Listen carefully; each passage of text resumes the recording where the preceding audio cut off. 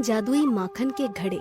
एक गांव था जिस गांव में गोपी, रामू और मीरा नाम के तीन दोस्त रहते थे। वे तीनों एक साथ स्कूल जाया करते थे और एक साथ खेला करते थे।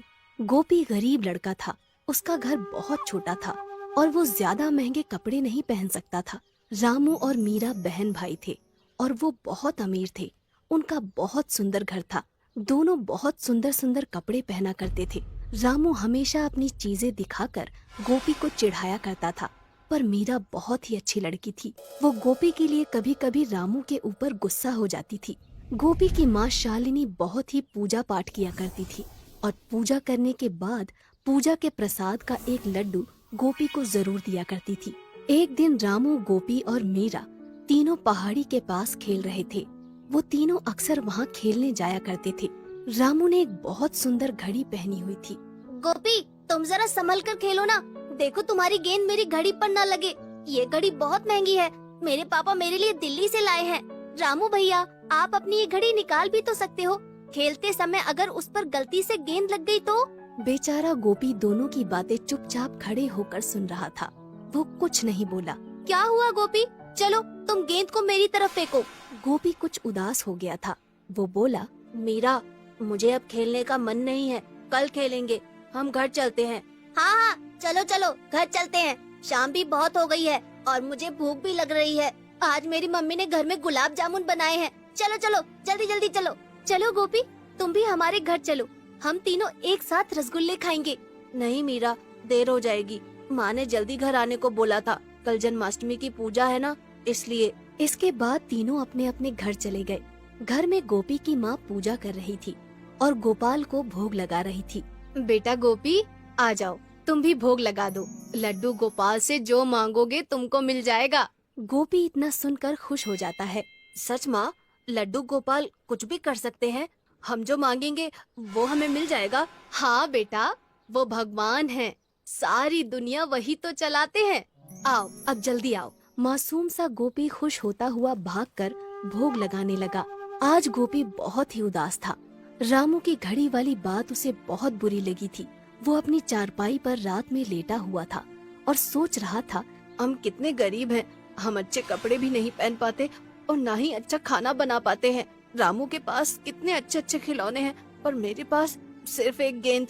गोपी सामने की दीवार पर टंगे मंदिर के अंदर लड्डू गोपाल को देख रहा था।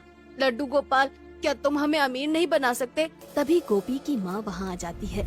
गोपी बेटा, तुम सोए नहीं? रात बहुत हो गई है, सो जाओ। कल तुमको स्कूल भी जाना है। माँ, एक बात बताओ, तुम लड्डू गोपाल की बहुत पूजा करती हो ना? तुम उनको बोलो ना कि वो हमें भी रामू की तरह अमीर बना दे। ठीक है बेटा, मैं बोल दूंगी।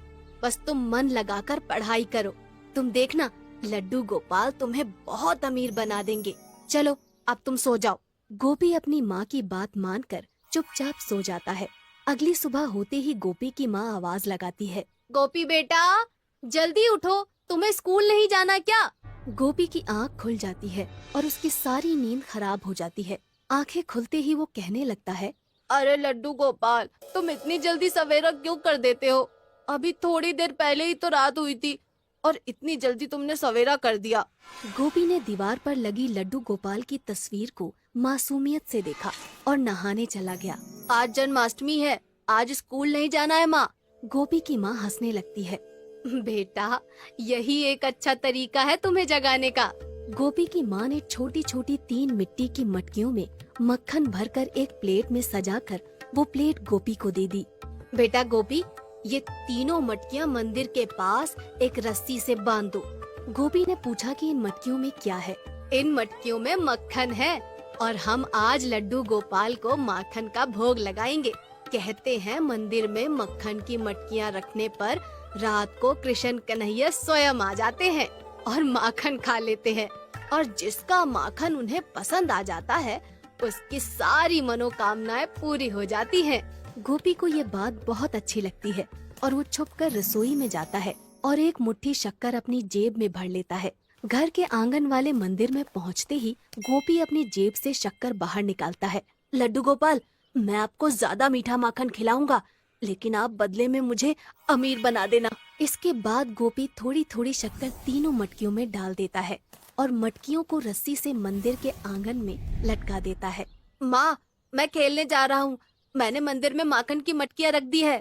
बेटा, शाम को जल्दी आ जाना, आज जन्माष्टमी पूजा है। गोपी अपनी गेंद को लेकर टहलता हुआ पहाड़ों के पास उसी नदी के पास चला जाता है जहाँ वो अक्सर अपने दोस्त रामू और मीरा के साथ आता था। वहाँ जाकर गोपी की नजर एक फूलों वाले पेड़ पर पड़ती है। गोपी सोचता है कि ये कितना सुंदर पेड़ है, चलो इसके नीचे ही बैठ जाता हूँ। गोपी वहाँ बैठकर अपनी गेंद को उछाल उछाल कर खेलने लगता है कि तभी उसकी गेंद उसके हाथों से छूटकर नदी में जा गिरती है और गोपी को तैरना नहीं आता था, इसलिए वो मायूस होकर वापस लौट आता है। रात को गोपी और उसकी मम्मी पापा साथ मिलकर लड्डू गोपाल की पूजा करते हैं और जन्माष्टमी का भोग लगाकर सो जाते हैं।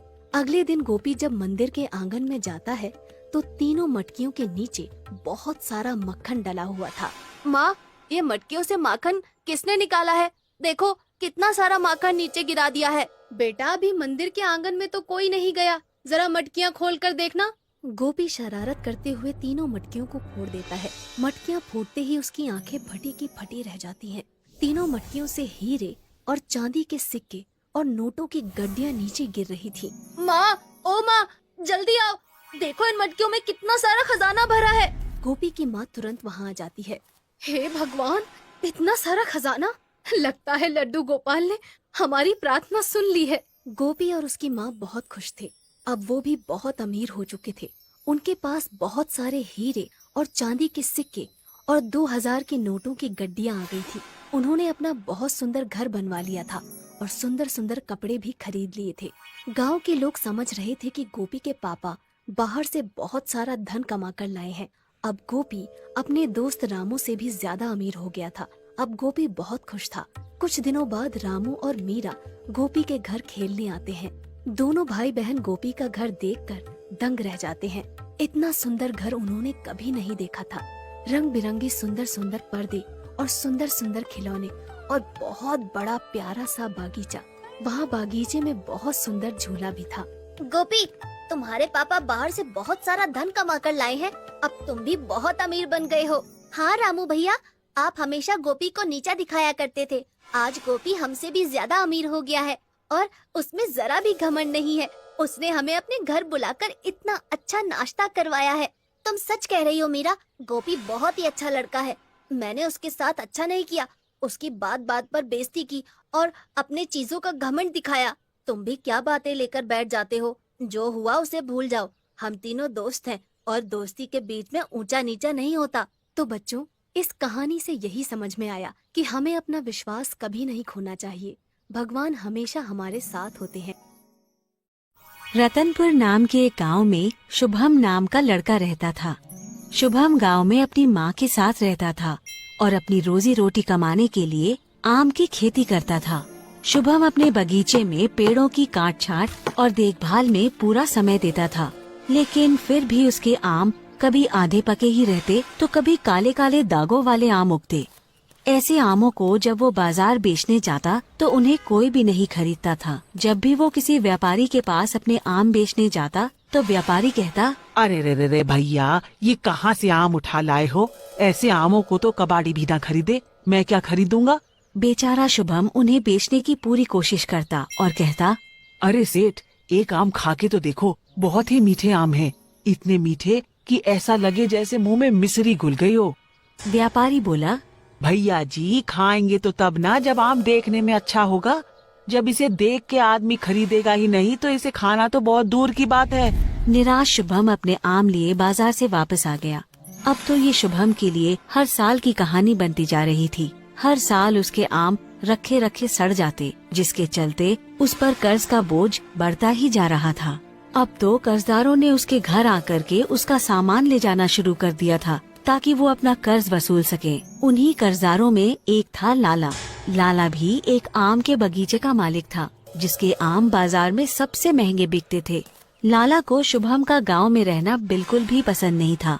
असल में शुभम के पिता ने लाला को एक बार थप्पड़ मारा था, जिसके बाद से शुभम के परिवार के लिए लाला की आंखों में खून सवार था और अब शुभम को कर्ज में डूबा हुआ देखकर लाला की खुशी का कोई ठिकाना नहीं था। एक दिन शुभम के घर आकर लाला बोला, ओ शुभम, अरे हमने सुना है कि तुम पर कर्ज का बोझ बढ़ता ही जा रहा है। हम तो कह रहे हैं हमारे बगीचे में काम करने लगो। हमारी नौकरी करोगे तो कर्ज से बचे रहोगे, वरना बच्चों तुम्हें तो सड़क पर आने से कोई नहीं रोक सकता। ये कहकर लाला हंसने लगा।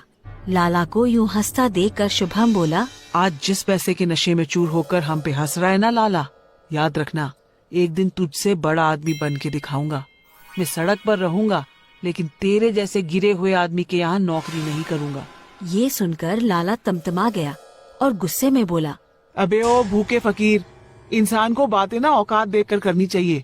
मैं तो तेरी मदद कर रहा था, लेकिन अब सुन, 2 हफ्ते, बस 2 हफ्ते हैं तेरे पास अपना कर्ज चुकाने के लिए। अगर इतने समय में कर्ज नहीं चुका पाया तो तेरे ही सामने तेरे घर और सामान की नीलामी कर दूंगा, समझा? ये कहकर लाला गुस्से में दरवाजे को लात मारते हुए कमरे से बाहर चला गया। शुभम अपनी माँ से बोला, माँ, अब हम कैसे इस धूर्त लाला के पैसे चुकाएंगे? अब तो कर्ज भी नहीं देना चाहता कोई मुझे इस गांव में। पता नहीं कैसे इसका कर्ज 2 हफ्ते में चुका पाऊंगा। ये कहकर शुभम अपनी माँ की गोद में सिर रखकर रोने लगा। तभी उसकी माँ ने उसे संभाला और उसे शहर जाकर कोशिश करने को कहा। अगले दिन शुभम ने शहर जाकर कर्ज मांगने की कोशिश की, लेकिन शहर के व्यापारियों ने किसी अनजान को कर्ज देने से मना कर दिया। शाम को थक हार कर जब शुभम शहर से वापस गांव आ रहा था कि तभी उसे जमीन पर पड़े एक साधु दिखे। शुभम ने थोड़ा पास जाकर देखा तो पाया कि वो तो बेहोश थे। शुभम ने तुरंत उन पर पानी की कुछ छींटे मारी, जिससे वो होश में आ गए और शुभम ने फिर उन्हें थोड़ा पानी पिलाया। शुभम ने साधु से पूछा, अरे बाबा जी, अब आप ठीक तो हो ना? कोई दिक्कत तो नहीं? साधु बोले, नहीं बच्चा, सब ठीक है। शुभम बोला, बाबा जी, इतनी गर्मी में पानी लेकर चला करो, नहीं तो फिर से बेहोश हो जाओगे। साधु बोले, ठीक है बच्चा, तो मुझे भला मानुष सा जान पड़ता है। आज तूने एक साधु की मदद की है, बता तुझे क्या चाहिए?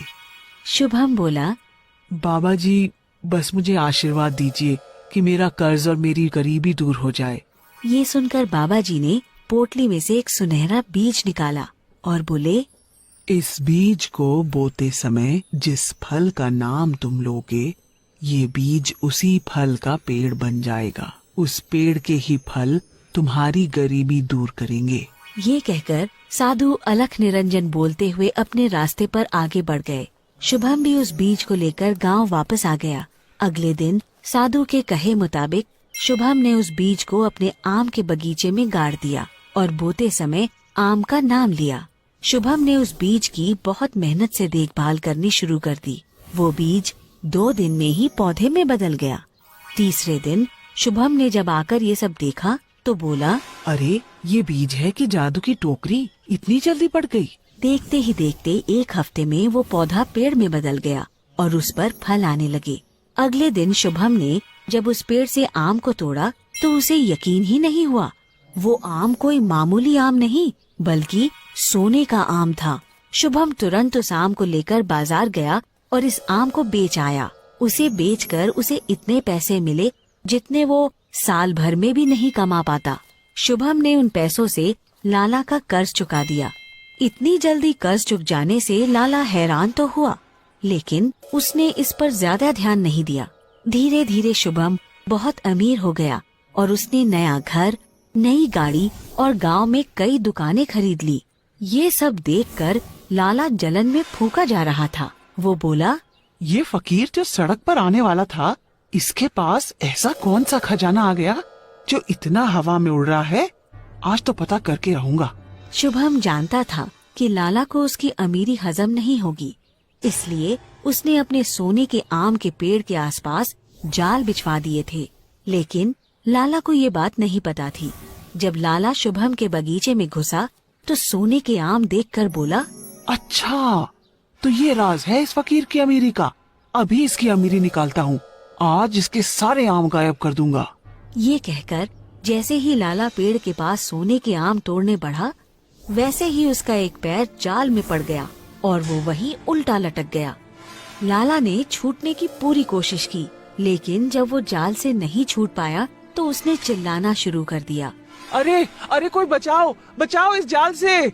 उसकी चीख सुनकर शुभम वहाँ पहुँचा और लाला को जाल में फंसा देखकर बोला, मुझे पता था तुझसे मेरी अमीरी नहीं देखी जाएगी, इसीलिए मैंने जाल बिछवा दिए थे।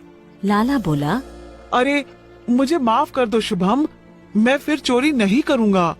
अब तो मुझे इस जाल से छुड़ा दो। शुभम बोला, माफी तो तू अब पुलिस से मांगना। ये कहकर शुभम ने पुलिस को बुला लिया और लाला को उनके हवाले कर दिया। लाला को पुलिस ने चोरी के जुर्म में जेल में डाल दिया। शुभम दिन दोगुनी रात चौगुनी करने लगा और जल्द ही उसने शहर में अपनी आम की दुकान खोल ली। शुभम अपनी कमाई से गांव के गरीबों को मुफ्त कर्जा भी देता था, ताकि कोई भी गांववासी भूखा न सोए। इस तरह शुभम खुशी खुशी अपनी माँ के साथ रहने लगा।